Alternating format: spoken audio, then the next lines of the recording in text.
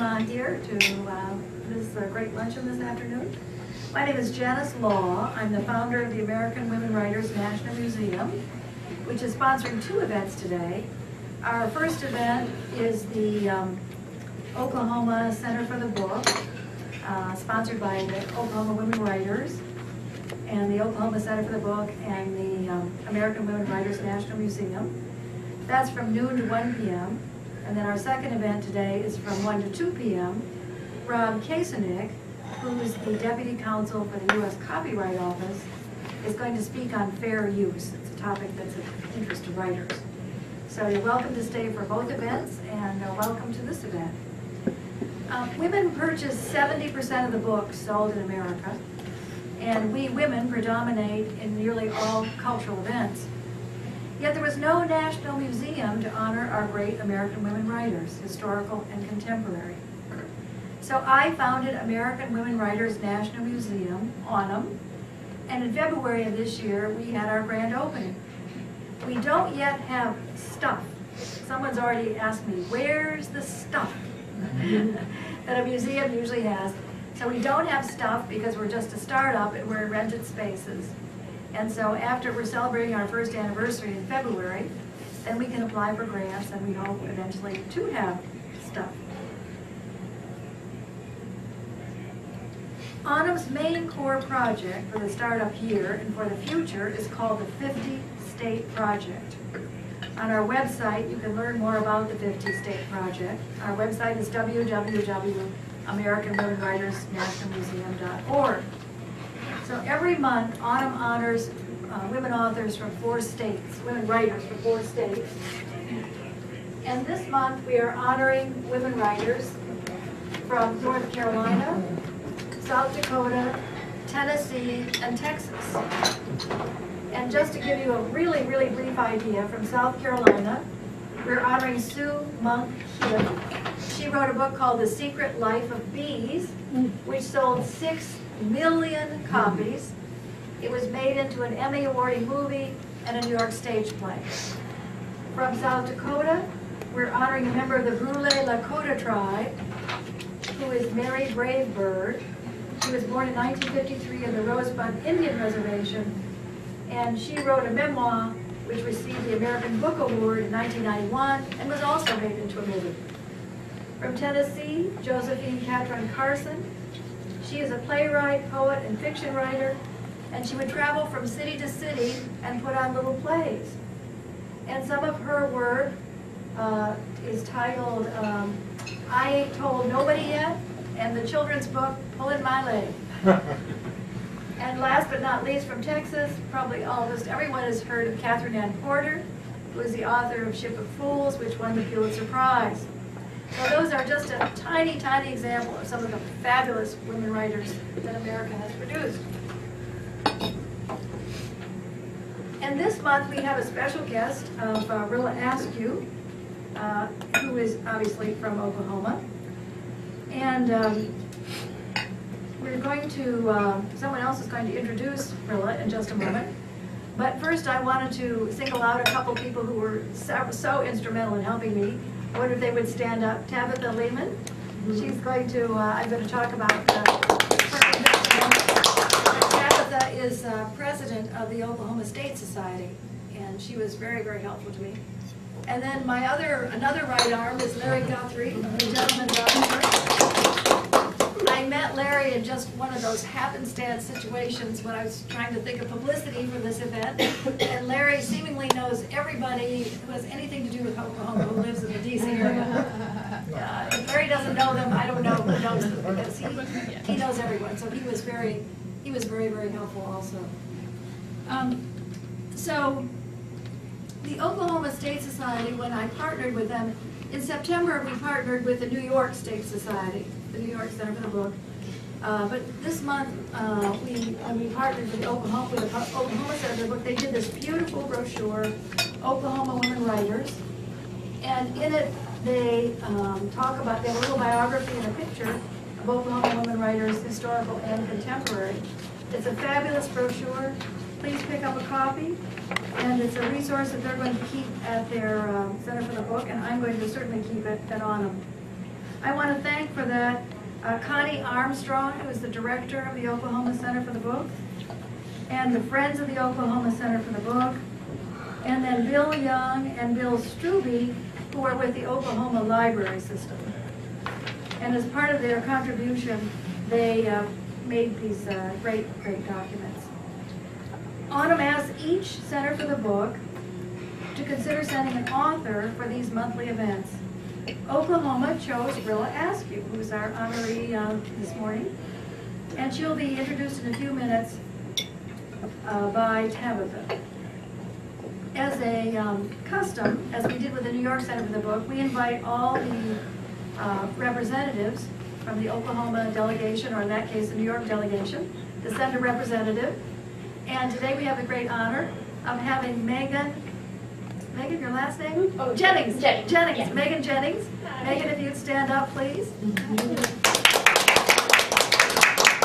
Megan is a student, I believe, at Oral Roberts University in Tulsa.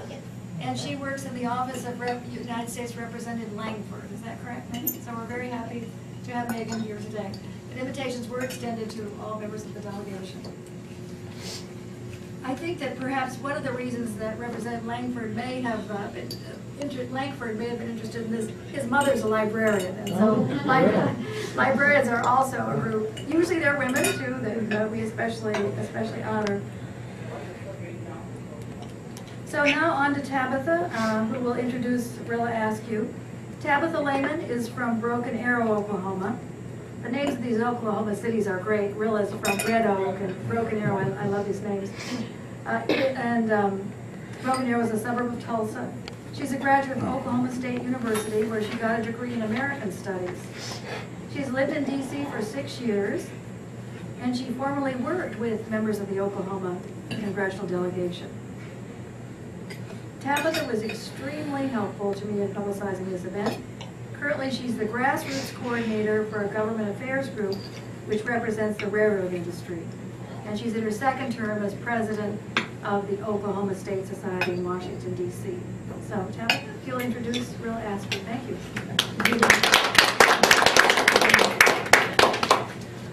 Well, good afternoon, and thank you for having me. Thank you to the American Women Writers Museum and to the Oklahoma Book Center for the Book for having me. It really is an honor. As Janice said, I'm the president of the State Society. President of the State Society, and we are an organization that promotes the interests of Oklahoma and DC, and we also provide a social network for Oklahomans living in and around DC, so you can just keep that connection to home. It's really helpful. We help people find jobs, and it's just nice to see friendly faces. Larry's a member and comes to everything, and I couldn't do my job without people like him. So thank you again for having me. Just wanted to talk about my personal experiences with Rilla.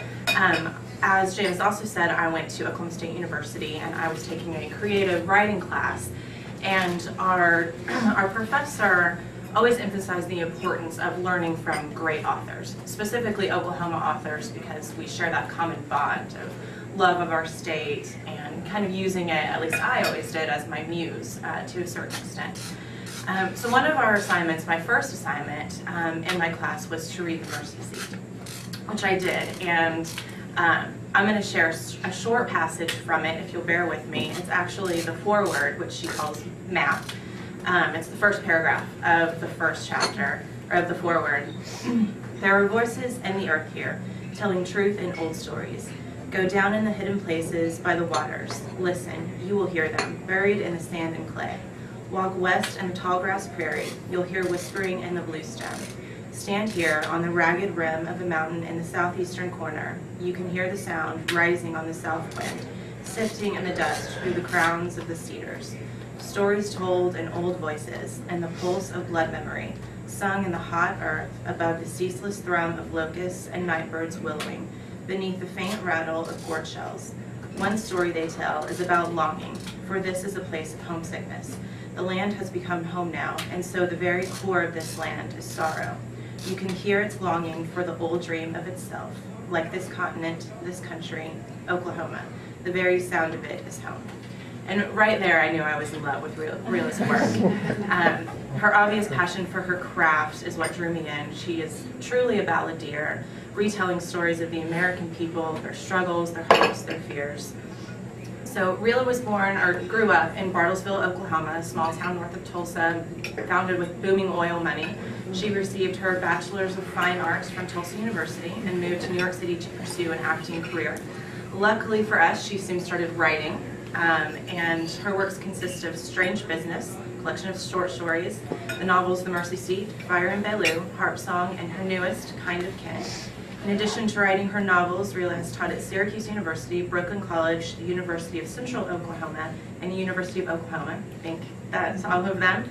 So it is my honor and pleasure to introduce Rila Askew. You're walking off with my speech, girl. Oh, no, you're not. Where did it go? Who walked off with my speech? While you're finding it, I'm going to have to ad-lib. It was right here. Aha, Dennis, you walked off with my speech. I forgot to mention, Rila's books are for sale if you want, if anyone wants to buy it, they're for sale. Oh, shoo. Hello, it is such a pleasure and an honor to be here, and my thanks, Janice, for all that you do for American women writers and for having me here today, and my thanks as well to the Oklahoma Department of Libraries and the Oklahoma Center for the Book, and these wonderful people you named, Connie Armstrong, Bill Young, Bill Strube. They're all friends of mine, and they work tirelessly for books and writing and writers in Oklahoma, and I'm very grateful to them.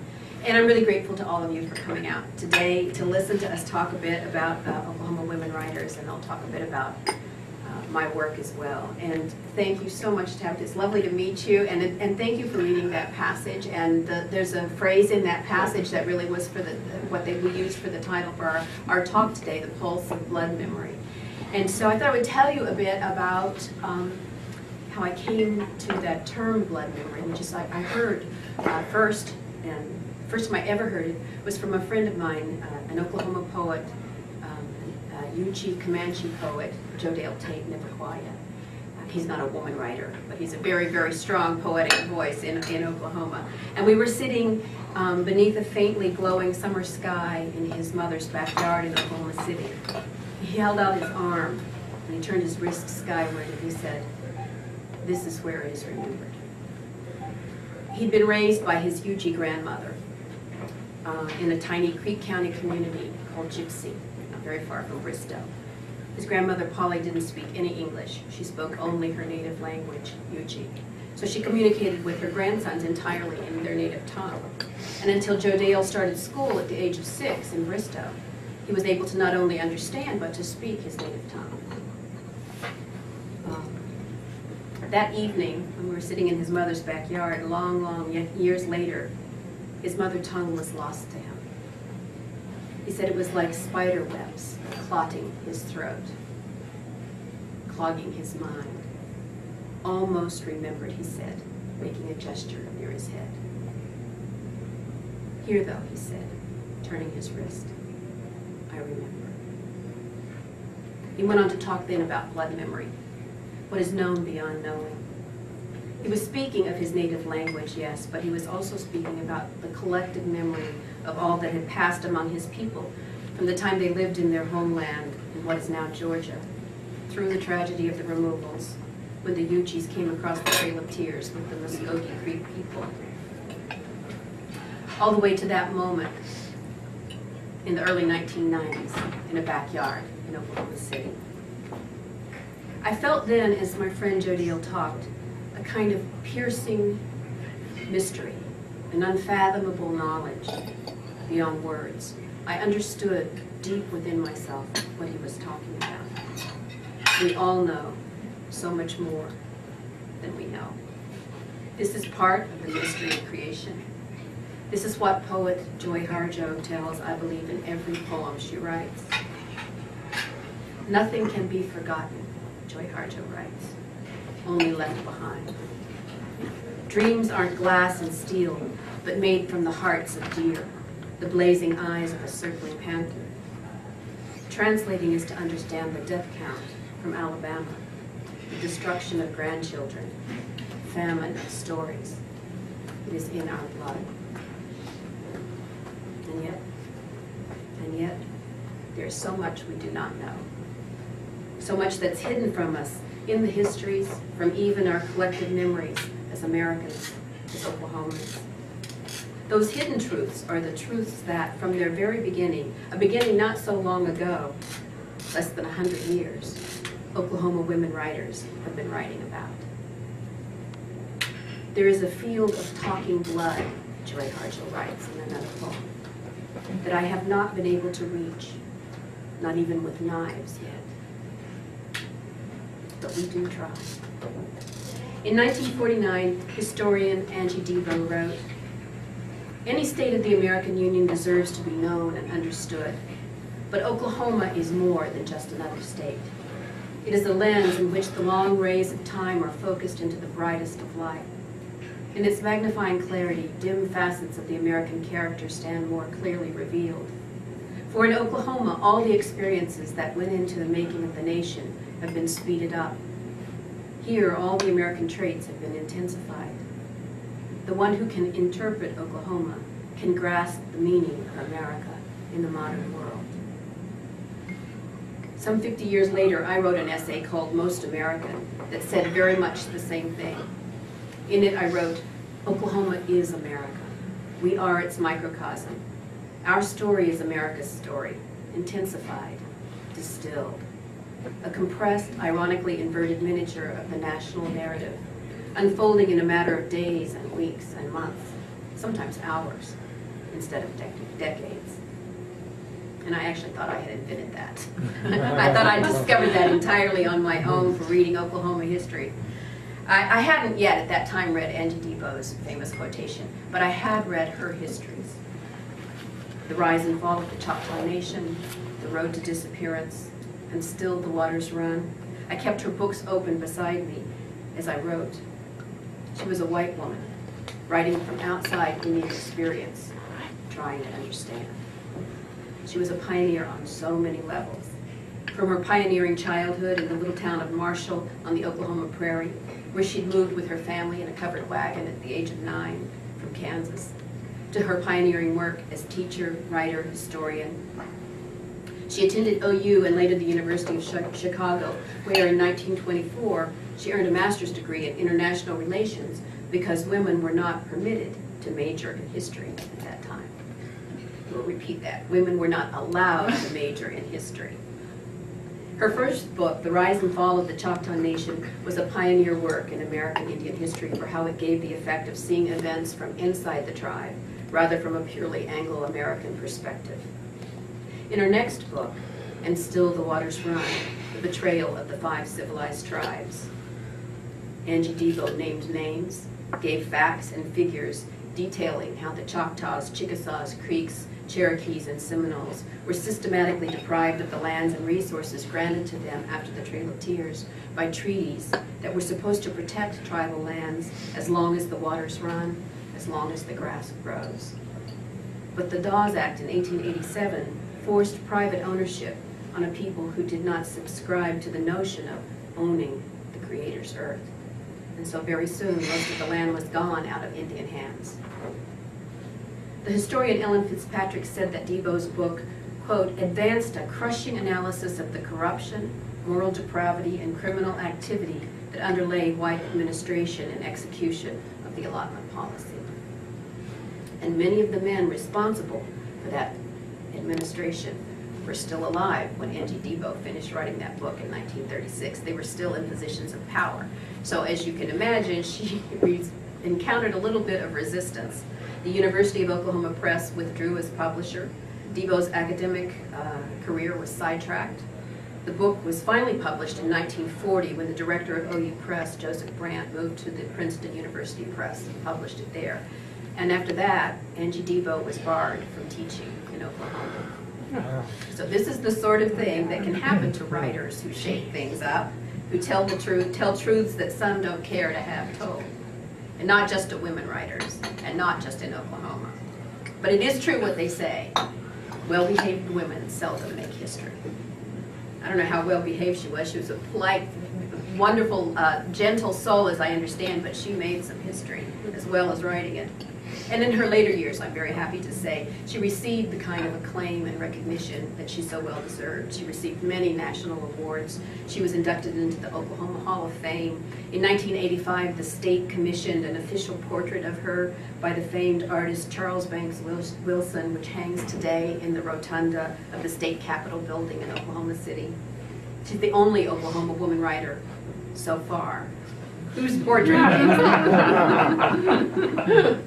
By the time of her death in 1988, at the age of 98, Angie Debo is considered one of our state's great treasures. Our First Lady of History, we call her. And this is a keen lesson, I think, for Oklahoma's women writers. Tell the truth and live a long time. Eventually they'll come around.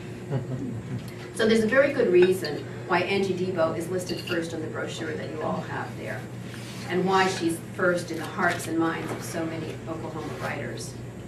I do hope that if you haven't done so already, you'll visit the works of all the writers listed here.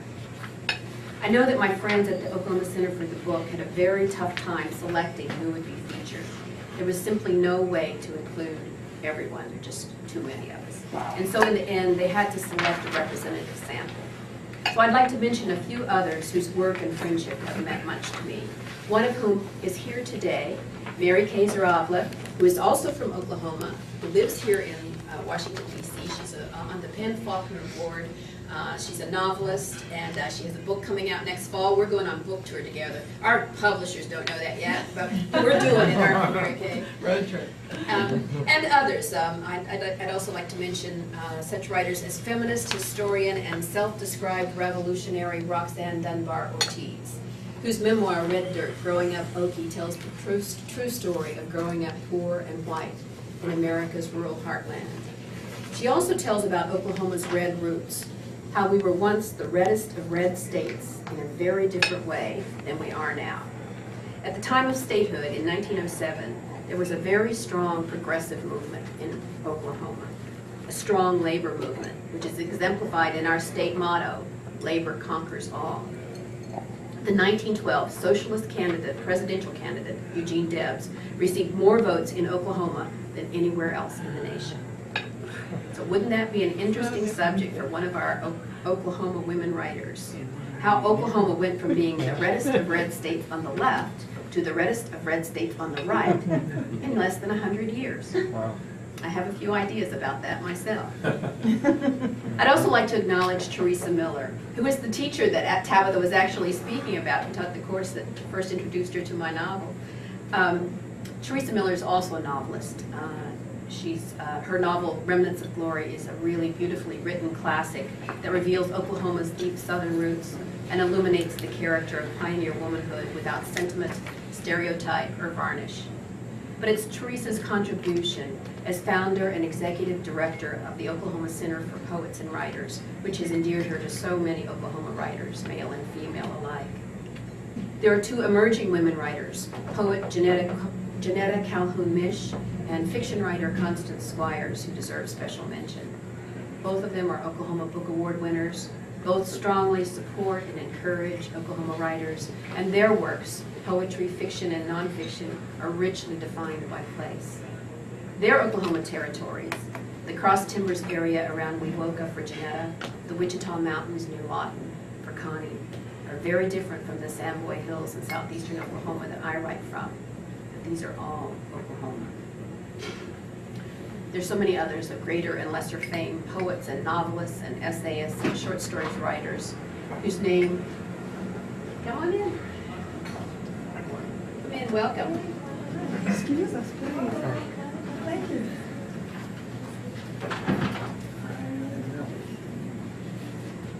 So yes, there are other Oklahoma women writers whose names I'd like to bring into the room just to honor them.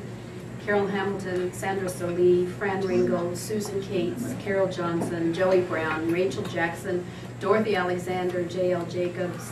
The list goes on. And even to name just those few means I'm leaving others out. They are all, each in her own way, telling Oklahoma's story.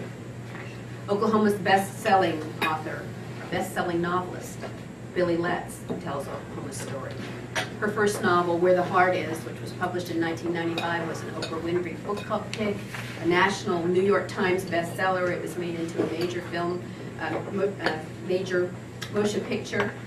And she's always telling the story of small-town Oklahoma. She tells her characters are a Vietnam vet, a Vietnamese refugee, Asian American, Native American, young, pregnant, unmarried white girls. We get a lot of those in Oklahoma, I have to say. Oklahoma is, this is what Billy Letts wrote.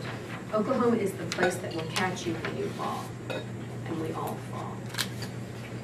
There are two other contemporary writers who are also listed in your brochure that I feel a special connection with. Leanne Howe and Joy Harjo. They're both Native American poets, writers, essayists. Joy is also a wonderful saxophone player. She's a marvelous musician. The three of us were all three born in the same year, back actually in the mid part of the 20th century, when Oklahoma itself was only 44 years old. All three of us left Oklahoma to become the writers that we have become, and all three of us live at least part of the time back in Oklahoma, part of the year. I think sometimes about the three of us all growing up in the same years. Leanne in Oklahoma City, Joy in Tulsa, me in Bartlesville. How alike and completely unalike our lives were. Because they grew up Indian, in Indian territory, and I did not. Joy Harjo wrote in one of her prose poems called Autobiography, "Even at 2, I knew we were different. Could see through the eyes of strangers that we were trespassers in the promised land. The Sooner State glorified the thief. Everyone and no one was Indian." In another poem she writes, "Oklahoma will be the last song I'll ever sing." I first encountered her work in the journal Nimrod, which, as some of you may know, is based in Tulsa, founded and edited by Oklahoma poet Francine Ringgold. It's an internationally recognized literary journal. And in May of 1989, my first ever published story appeared in their Oklahoma Indian Markings issue.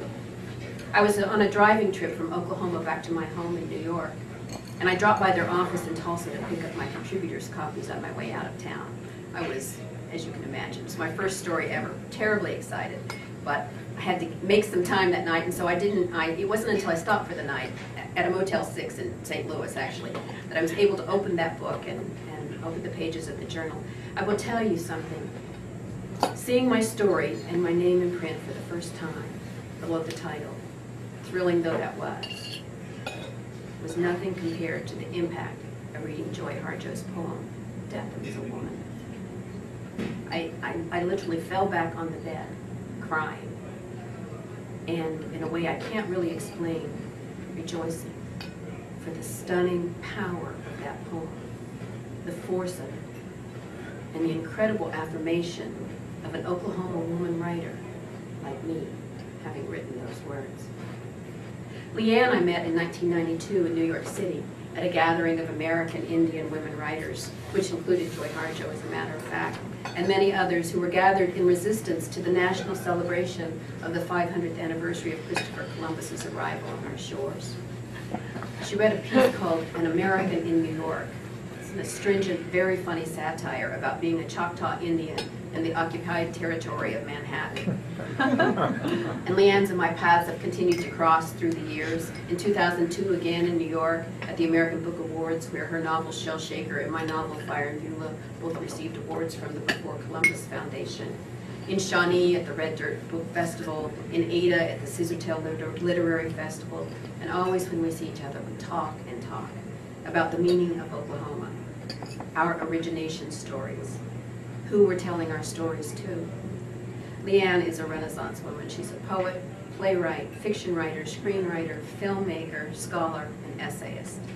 Her novels, Shell Shaker and Miko Kings, move back and forth through time from the 19th century to the 21st century, from the original Choctaw homelands in Mississippi to present-day Oklahoma, and always she's telling the truth of her people and a place. Native stories are power, she says. They create people. The author tribe. America is a tribal creation story, a tribal-ography. These women are telling the deep, true story of Oklahoma, what's known in the blood and the spirit, in the land and the waters, as well as the heart and mind. And in so doing, we, all of us Oklahoma women writers, are telling America's story. Oklahoma's story, like America's, is one of migration and restless movement. It's the story of the coming together of America's three founding races, black, white, and Indian. It's a story of faith, not just religious faith, although that is surely a part of our character, but also faith in the land and its people, faith in the future, no matter how dark the present may seem. Our pain of April 19th, 1995, when the federal building in Oklahoma City was bombed in what was then the worst act of domestic terrorism in American history, presaged the nation's pain of September 11th, 2001. In just the same way that our past encapsulates, exaggerates, intensifies America's past.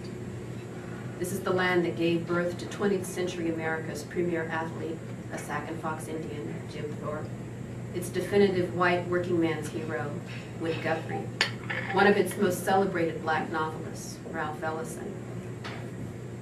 And its deadliest pogrom, the Tulsa race riot. All within a few dozen years and 100 miles of each other. Oklahoma is the only place anywhere that ever spawned a committed struggle to create an all-black and Indian state. And yet it's the very first laws that were enacted by our state legislature after we became a state were Jim Crow laws. Still, we have more incorporated black towns than any other state in the nation. Still, more Indian tribes survive and thrive in Oklahoma than anywhere on the continent. In my first novel, The Mercy Seat, a white family leaves their Kentucky home abruptly in 1887, traveling west in a covered wagon with all their belongings and dogs and children, knowing, at least some of them, that they will never go home again. The seeds of that tale came to me through my own family's story, told to me by my elders, how my great-great-grandfather and his brother fled Kentucky in the middle of the night because they had broken the laws there. They took their families and headed west to Indian Territory, settled in the Choctaw Nation, though they had no legal right to live there. They were, it turns out, some of Oklahoma's first illegal immigrants. And so my family's roots go deep in Choctaw Nation, and I'm the daughter and granddaughter of Southern Baptist deacons. The Mercy Seat has been called an Old Testament-like book, in part because of the title, which comes from Leviticus, in part because the story deals with brother killing brother, like Cain and Abel of the Old Testament. It can be read as the story of sinners expelled from the garden, continuing to try to seek their way home. It's also a novel about how the lives of African Americans, Native Americans, and European Americans intersected in Indian Territory in the late 1800s. And it's a book whose spiritual underpinnings include Choctaw Indian religious worldview. Because I grew up in a place where stories from the Christian Bible came into direct contact with and conflict with American Indian spirituality. So I write about that blending. I write about that tension and how the juxtaposition of those elements can be set in relief to reveal certain truths. In some ways, in all my works, I'm always writing about the spirit, just as I'm always writing about race. To me, race is the American story. It's fundamental to our very foundation. And nowhere has that story played out more dramatically, more paradoxically, more painfully than in my home state. So many of us know the tragedy of the Indian removals, how tribal people were marched to Oklahoma, how so many hundreds died from disease and cold and starvation, how the Cherokees lost more than a quarter of their people on the trail. And that is a powerfully sorrowful narrative to begin the story of a place. We know the drama of the land runs in the late 1800s, how white settlers lined up at the border in Oklahoma Territory and at the sound of a gunshot swept across the plains to stake their claims, how homesteads, communities, entire towns sprang up on the prairie overnight. And then in the decades after the Civil War, some of us know, although I didn't know this growing up in Oklahoma, I had to do a lot of research to find this out. In those decades of the post-Reconstruction years that were marked in the American South by lynchings and burnings and the rise of the Ku Klux Klan, large numbers of African Americans came to Oklahoma to escape the violence and oppression of the old slave states. And so if Oklahoma was a place of tragedy for American Indians, and if it represented free land and a fresh start for many white Americans, it was, for many black Americans, the New World manifestation of the biblical promised land. A place where they believed they could finally live in autonomy, without fear, their last best hope for freedom. And so it is paradoxical and horrible, and yet maybe almost inevitable, that one of the worst race riots in American history took place in Tulsa in 1921. That riot, what we call now the Tulsa Race Riot, was more truly a race war or a pogrom. And it was so hidden afterwards, so covered up for so many generations, that even though I grew up hardly 50 miles from Tulsa in Bartlesville, I never heard a whisper about it all my young years. When I finally learned of it in 1989 when I was teaching at Brooklyn College, I knew at once that I would write about it, and I knew that I wanted to be as historically accurate as possible. But in the beginning, the facts were very hard to come by. The research and writing that book took 11 years. That novel, Fire and Beulah, deals not only with issues of racial conflict, but also with the great 1920s oil boom in Oklahoma, which is a completely iconic era, a huge part of our state's history and also of our national history. And it includes the voice of a mixed blood woman, Iola Tiger, who is part Muskogee Creek Indian and part black. She's the descendant of the slaves of Indians who came to Oklahoma on the Trail of Tears, and also of the Indians themselves, a blending that is very distinctly Oklahoma. In the end of the novel, as the violence of the riot unfolds, the characters are all caught in its crucible. They all have to make a moral choice, but they can find no easy path to redemption. It's this question of redemption, the paying off of a spiritual debt in order to receive forgiveness, that informs all of my work. It lies at the heart of Fire and Beulah. Indeed, I would say that it lies at the heart of America, whether we're conscious of it or not. My novel Harp Song was written in the shadow of the most famous novel about Oklahomans ever published, a book that has defined us in the mind of the nation and in fact the world, but that was not written by a woman or even an Oklahoman. And I'm referring, of course, to Grapes of Wrath, which is, in my view, a beautiful book, and it is filled with biblical allusions. And John Steinbeck gets a lot of things right. He captures much of what is best in the white American character in his portrait of the Joad family. He reveals the shameful way that the poor white migrant workers known as Okies were treated in California during the Great Depression, those years of the Dust Bowl. But he also gets a lot of things wrong. He misunderstands Oklahoma's geography, our religious leanings and social conventions, our language, our notions of sin and salvation. So in Harp Song, I undertook to tell a story from that same era about the same kinds of people, poor sharecroppers and struggling families, the very people I come from, but writing it from the inside, as we Oklahoma women writers do. In that book, a gifted harmonica-playing troubadour and his young wife travel around the Great Plains, hitchhiking and riding the rails, but always they return to the homeland, Oklahoma. Near the end of the book, the young singer lies beside a stream of water in the Cookson Hills near Tahlequah. He's terribly wounded, delirious with pain. He remembers the words of an old man named Prophet, who had once been his mentor. The old man seems to chant in his ear a formula for his dying soul's salvation. No salvation without redemption, Prophet murmurs. No redemption without repentance. No repentance without confession of sin. What sin? The singer asks him. No confession without acknowledgement, the old man answers. No acknowledgement without pain. In the silence, the singer wonders, what sin? The hills give no answer. He draws his harmonica to his lips, but he cannot play it. He has too little breath. But he can hear the sound of the harp's music echoing through the timber, the clotted canyons, against the far bluffs. Was it pride, the singer wonders? Was it vanity or greed that caused him to beguile the people, draw them along with his harp song? No. He had always known the song did not belong to him. He didn't create it. He could only translate it sometimes from the hill's haunted cry. Worst is a greedy spirit, the prophet tells her. You're wrong, the singer whispers. There's forgiveness for everything. If the mercy seat is an Old Testament book about sinners in the hands of an angry God, and if Fire and Beulah offers no easy access to absolution, Harp Song is a New Testament style book, the tale of a heartbroken sinner seeking mercy, a mixed blood American, part white, part black, part Indian, imperfect, filled with longing, seeking a state of grace. I don't know where biblically my new novel that's coming out next January fits.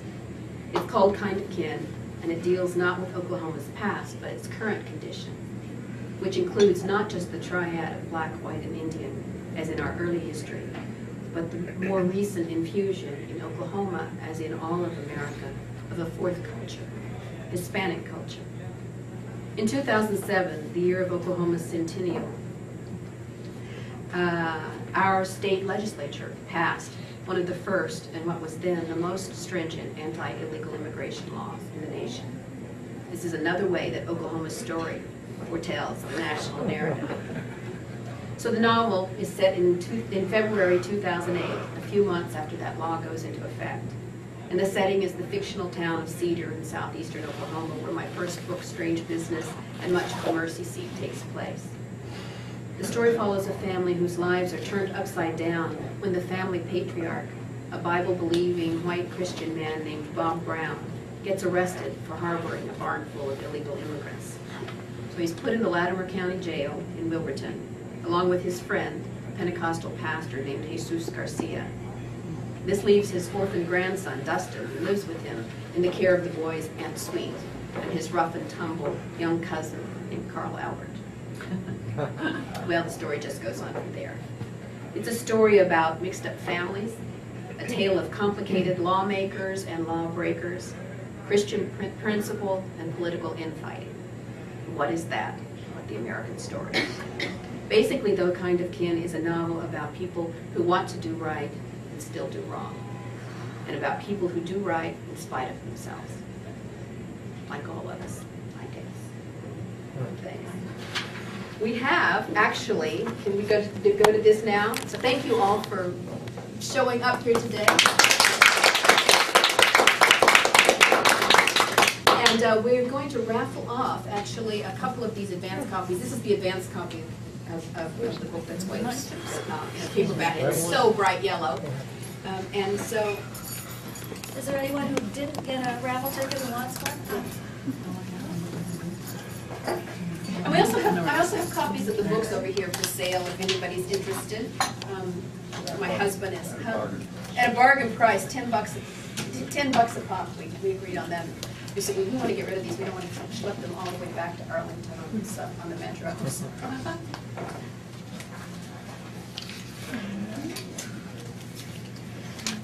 So are you going to pick, or are we going to get? We like, but everybody who wanted a raffle ticket got one, right? Shake them up, shake them up, shake them up. So have Tabitha draw the first one. 174347. Wow. Is that you, Jan? All right. Wow. There you go, sister. She's my good friend that we know from New York and came here tonight. We truly did not. Fix. Sure. We're gonna have Larry Guthrie the other one. 174351. Ann got that. Okay. Great. Well, come and get your copy signed. Thank you. Okay, so I think we're in our transition place, right? Yeah, so thank you all very, very much for coming. I see we have our honored second speaker has already arrived, and so any of you who want to stay for a copyright lecture, you're more than welcome. It's a rare chance to hear this very, very famous man in his field. So anybody who likes to say it's going to speak on fair use. So we'd love to have you stay, and that concludes our program. Okay. Thank you very much. All right. So I think what we'll do, we're going to move our books out to the